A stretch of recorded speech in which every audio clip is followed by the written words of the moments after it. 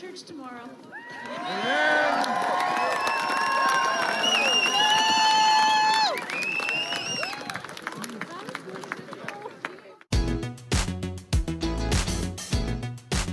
Hey, I wanted to give a little update on Pastor James Coates, pastor at Grace Life Church in Edmonton, up in Canada, who was put in jail because of his COVID stance. He was continuing to hold services and not limiting attendance to the required 15% limit that the governing authorities there were requiring for churches. And so as a result, he was fined, and ultimately he has been put in jail for his stance. This has led to a lot of reaction. Certainly a lot of us who are Christians are really concerned for him and his family. I heard that there was a rally on behalf of this pastor, and that clip that you saw at the beginning was part of that rally. It says the rally for Pastor James Coates. This is on Twitter. I saw various things about this. I believe it was this rally here. It says here, Free James Coates, Peaceful Assembly, Saturday, February 20th. Which was yesterday as I'm recording this. It says that it was held at the Edmonton Remand Centre, where Pastor Coates is being held.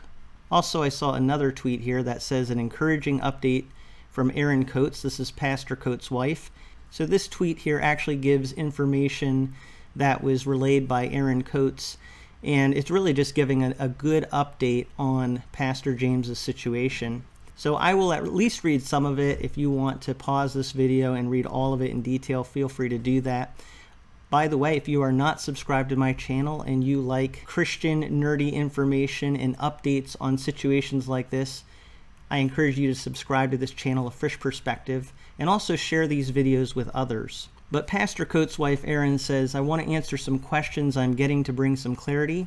I'll do a few of these. Please understand that information is always moving and changing.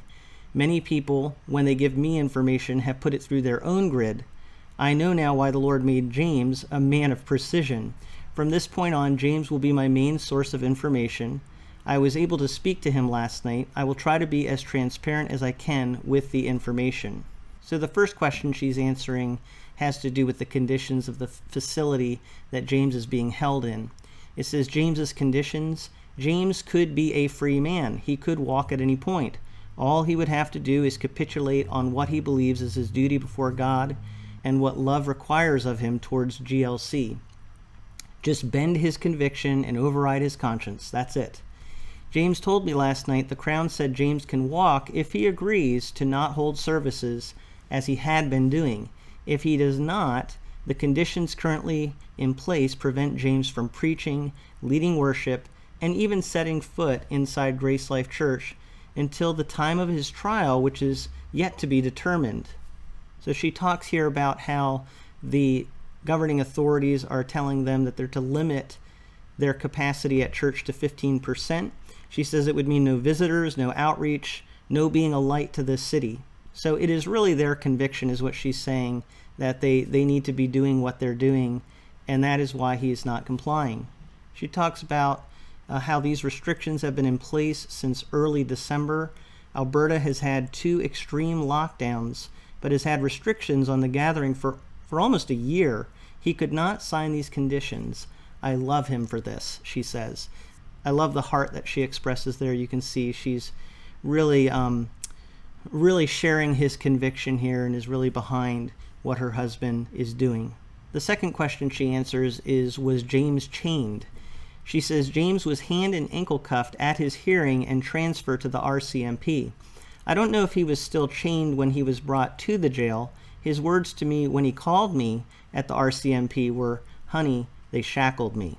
The third thing she answered is James getting food and water? I'm guessing this question is coming from countries that have dungeons for prisons. In the last video I posted, you can see the facility. James is receiving food and water 3 meals a day, portioned meals like all the others. This will be an adjustment for someone who has an athletic build and fast metabolism. He told me last night he had lost some weight and was hungry. Again, this is natural. So she's not conveying that he's being tortured or mistreated in any way here. However, it is trying for him to be in very different constrictive conditions and not getting the normal diet that he's used to. So there is a level of suffering here, is what she's conveying. But he is getting his needs met, and that's clear what she's bringing out here. Number 4 is he's still in chains. He is not in cuffs currently. He is in quarantine for 2 weeks and has about 1 hour out of his cell a day for exercise. So he has to be in quarantine, I believe, because of COVID for 2 weeks, which means he's by himself pretty much all the time. He does have time 1 hour a day out of his cell for exercise. Number 5, you can't see him? I cannot visit him, she says, because of COVID-19. After his quarantine, he is allowed video calls every 2 days for a half hour. He has 1 hour out of his cell where he can call me, shower, and do whatever else he needs to do.